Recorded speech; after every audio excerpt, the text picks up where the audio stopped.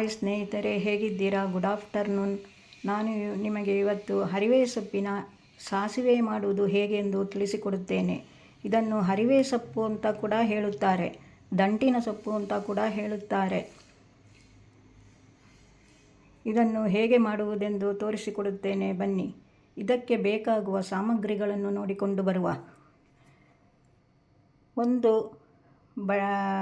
ಕಪ್ಪು ತೆಂಗಿನ ತುರಿ ಮತ್ತು 1 ಚಮಚ ಇದರಲ್ಲಿ ಸಾಸಿವೆ, 4 ಒಣಮೆಣಸಿನಕಾಯಿ, 1 ಚಮಚ ಉಪ್ಪು ಮತ್ತು ಇಷ್ಟು ಹುಣಸೆಹಣ್ಣು, 1 ಗರಿ ಕರಿಬೇವಿನ ಸೊಪ್ಪು, ಬೆಲ್ಲ. ಇಷ್ಟೇ ಇದಕ್ಕೆ ಬೇಕಾಗುವ ಸಾಮಗ್ರಿಗಳು ಫ್ರೆಂಡ್ಸ್. ಇನ್ನು ಇದನ್ನು ಮಾಡುವ ವಿಧಾನ ಹೇಗೆಂದು ತೋರಿಸಿಕೊಡುತ್ತೇನೆ ನೋಡಿ. ಹಾಯ್ ಸ್ನೇಹಿತರೆ, ಈಗ ಒಲೆಯ ಮೇಲೆ ಬಾಣಲೆ ಇಟ್ಟು ನೀರು ಕುದಿಯುವ ಹಾಗೆ ಮಾಡಿ 2-3 ಲೋಟ ನೀರು ಹಾಕಿಕೊಳ್ಳಿ. ಹರಿವೆ ಸೊಪ್ಪನ್ನು ಚೆನ್ನಾಗಿ ತೊಳೆಯಿರಿ, ಕಟ್ ಮಾಡಿಕೊಂಡು ಚೆನ್ನಾಗಿ ತೊಳೆಯಿರಿ. ಅದರಲ್ಲೆಲ್ಲ ಮಣ್ಣು ಎಲ್ಲ ಇರುತ್ತದೆ, ನೀವು ಕ್ಲೀನಾಗಿ ತೊಳೆಯಬೇಕು. ತೊಳೆದ ನಂತರ ಇದನ್ನು ಇದಕ್ಕೆ ಹಾಕಿ, ಬಾಣಲೆಯಲ್ಲಿ ಕುದಿಯುತ್ತಿರುವ ನೀರಿಗೆ ಹಾಕಿ.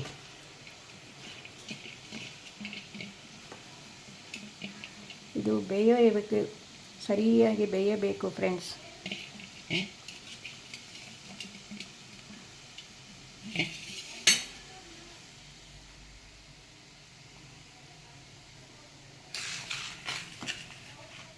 ಬೇಯುತ್ತಿರುವಾಗಲೇ ನಾವು ತೆಗೆದುಕೊಂಡು ಇಟ್ಟುಕೊಂಡಿದ್ದ ಉಪ್ಪನ್ನು ಹಾಕಿಬಿಡಿ. ನಿಮಗೆ ಕಡಿಮೆ ಆದರೆ ಮತ್ತೆ ಸೇರಿಸಿಕೊಳ್ಳಬಹುದು. ಸುರಿಗೆ ಜಾಸ್ತಿ ಹಾಕಬೇಡಿ. ನಾನು ತೋರಿಸಿದ ಚಮಚದಲ್ಲಿ ಹಾಕಿ. ಈಗ ತೆಗೆದುಕೊಂಡ ಸಾಮಗ್ರಿಗಳನ್ನು ಹಸಿಯಾಗಿ ರುಬ್ಬಿಕೊಂಡು ಬನ್ನಿ. ಅದು ಹುರಿಯಬಾರದು ಫ್ರೆಂಡ್ಸ್, ಇದು ಹಸಿ ಹಾಕಬೇಕು. ಇದಕ್ಕೆ ರುಬ್ಬಿದ ನಂತರ ಹೇಗೆ ಮಾಡುವುದೆಂದು ತೋರಿಸಿಕೊಡುತ್ತೇನೆ. ನಿಮಗೆ ತೋರಿಸಿದ ಸಾಮಗ್ರಿಗಳನ್ನು ಹಸಿಯಾಗಿ ರುಬ್ಬಿಕೊಂಡು ಬಂದಿದ್ದೇನೆ ಫ್ರೆಂಡ್ಸ್. ಈ ಸಾಸಿವೆ ಮಾಡಲು ಹಸಿಯಾಗಿ ಹಾಕಬೇಕು. ಹುರಿದುಕೊಂಡ ಯಾವ ಸಾಮಾನನ್ನು ಹಾಕಲಿಕ್ಕಿಲ್ಲ ಇದಕ್ಕೆ ಸಾಸಿವೆ ಮತ್ತು ಮೆಣಸಿನಕಾಯಿ ಎರಡೇ ಹಾಕಲಿಕ್ಕೆ, ತೆಂಗಿನಕಾಯಿ ತುರಿ, ಬೇರೆ ಯಾವ ಕೊತ್ತಂಬರಿ ಬೀಜ ಯಾವುದೂ ಹಾಕಲಿಕ್ಕಿಲ್ಲ ಇದಕ್ಕೆ. ಇದು ಉಡುಪಿ ಸ್ಟೈಲಿನ ಸಾಸಿವೆ ಅಂತ. ಇದು ಉಡುಪಿ ಮಂಗಳೂರಲ್ಲಿ ಮಾತ್ರ ಮಾಡುತ್ತಾರೆ ಎಂದು ನನ್ನ ಅನಿಸಿಕೆ. ಈಗ ಇದನ್ನು ಬೇಯುತ್ತಿರುವ ಹರಿವೆ ಸೊಪ್ಪಿಗೆ ಹಾಕಿ ಕುದಿಸೋಣ. ರುಬ್ಬಿಕೊಂಡು ಬಂದದ್ದನ್ನು ಇದಕ್ಕೆ ಸೇರಿಸಿ ಕುದಿಸಿಕೊಳ್ಳಿ ಚೆನ್ನಾಗಿ. ಇದು ಗಟ್ಟಿಯಾಗಿರಬೇಕು ಫ್ರೆಂಡ್ಸ್, ಇದನ್ನು ತೆಳ್ಳಗೆ ಮಾಡಬಾರದು ನೀವು. ಇದು 4 ಜನಕ್ಕೆ ಊಟಕ್ಕೆ ಬಡಿಸಿಕೊಂಡು ತಿನ್ನುವಷ್ಟು ಇದೆ. ನಿಮಗೆ ಜಾಸ್ತಿ ಬೇಕಾದರೆ ನಾನು ತೋರಿಸಿದ ಸಾಮಗ್ರಿಗಳನ್ನು ಅದೇ ಇದರಲ್ಲಿ ಜಾಸ್ತಿ ಹಾಕಿಕೊಳ್ಳಿ. ಖಾರ ಬೇಕಾದರೆ ಜಾಸ್ತಿ ಹಾಕಿಕೊಳ್ಳಿ. ಇದು ತುಂಬ ರುಚಿಯಾಗಿರುತ್ತದೆ ಫ್ರೆಂಡ್ಸ್. ಇದು ದಕ್ಷಿಣ ಕನ್ನಡದಲ್ಲಿ ಮಾತ್ರ ಮಾಡುತ್ತಾರೆ, ಬೇರೆ ಕಡೆ ಮಾಡುತ್ತಾರೋ ಇಲ್ಲವೋ ನನಗೆ ಗೊತ್ತಿಲ್ಲ. ಹರಿವೆ ಸೊಪ್ಪು ಆರೋಗ್ಯಕ್ಕೆ ತುಂಬ ಒಳ್ಳೆಯದು. ಎಲ್ಲ ವಿಟಮಿನ್ಸು ಅದರಲ್ಲಿ ಇದೆ.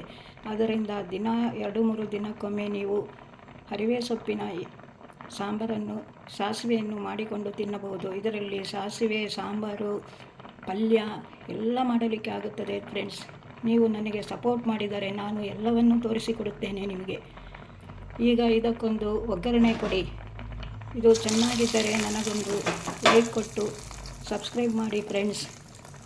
ನೀವು ನನಗೆ ಉತ್ತೇಜನ ಕೊಟ್ಟರೆ ಮಾತ್ರ ನಾನು ಮಾಡುತ್ತೇನೆ, ಇಲ್ಲದಿದ್ದರೆ ನನ್ನ ಹತ್ರ ಮಾಡಲಿಕ್ಕೆ ಆಗುವುದಿಲ್ಲ. ಲಾಸ್ಟಿಗೆ ಬೆಲ್ಲ ಹಾಕಿಕೊಳ್ಳಿ. ಬೆಲ್ಲ ಲಾಸ್ಟಿಗೆ ಹಾಕಬೇಕು. ನೆನಪಿರಲಿ ಫ್ರೆಂಡ್ಸ್, ಇದು ದಪ್ಪ ಇರಬೇಕು, ತೆಳ್ಳಗೆ ಮಾಡಬೇಡಿ. ನಿಮಗೆ ತಿಳಿಯಬೇಕೆಂದು ಸ್ವಲ್ಪ ಉದ್ದವಾಗಿ ವಿಡಿಯೋ ಮಾಡಿದ್ದೇನೆ, ಕರೆಕ್ಟಾಗಿ ಗೊತ್ತಾಗುತ್ತದೆ ನಿಮಗೆ. ಗಂಡ ಹೆಂಡತಿ 2 ಮಕ್ಕಳಿರುವವರು ಆರಾಮವಾಗಿ 10 ನಿಮಿಷದಲ್ಲಿ ಮಾಡಿಕೊಳ್ಳಬಹುದು. ಇದನ್ನು ಹರಿವೆ ಸೊಪ್ಪು ತುಂಬ ರುಚಿಯಾಗಿರುತ್ತದೆ. ಇದು ಈಗ ರೆಡಿಯಾಗಿದೆ ಫ್ರೆಂಡ್ಸ್. ಈಗ ಇದನ್ನು ನೀವು ಅನ್ನಕ್ಕೆ ಹಾಕಿಕೊಂಡು ಊಟ ಮಾಡಬಹುದು. ಇದು ಕೆಂಪು ಹರಿವೆ ಸಹ ಬರುತ್ತದೆ. ಇದರಲ್ಲಿ ಕೆಂಪು ಹರಿವೆಯಲ್ಲಿ ಮಾಡಿದರೆ ಕೆಂಪಾಗಿ ಬರುತ್ತದೆ. ಇದು ನಾನು ಮಾಡಿದ್ದು ಈಗ ಬಿಳಿ ಹರಿವೆ, ಕೆಂಪು ಹರಿವೆ ನನಗೆ ಸಿಗಲಿಲ್ಲ. ಕೆಂಪು ಹರಿವೆಯಲ್ಲಿ ಇನ್ನೂ ತುಂಬ ಚೆನ್ನಾಗಿ ಕಾಣುತ್ತದೆ ಲುಕ್ಕು. ಈಗ ಗ್ಯಾಸನ್ನು ಆಫ್ ಮಾಡಿಬಿಡಿ. ಇಷ್ಟೇ, ಮುಗೀತು. ಈಗ ಉಳಿದಿರುವುದು ಅನ್ನಕ್ಕೆ ಹಾಕಿ ಊಟ ಮಾಡುವುದು.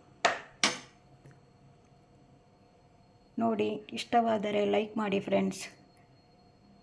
ನಿಮ್ಮ ಸ್ನೇಹ ಹೀಗೆ ಇರಬೇಕು ಯಾವತ್ತೂ. ಬಾಯ್.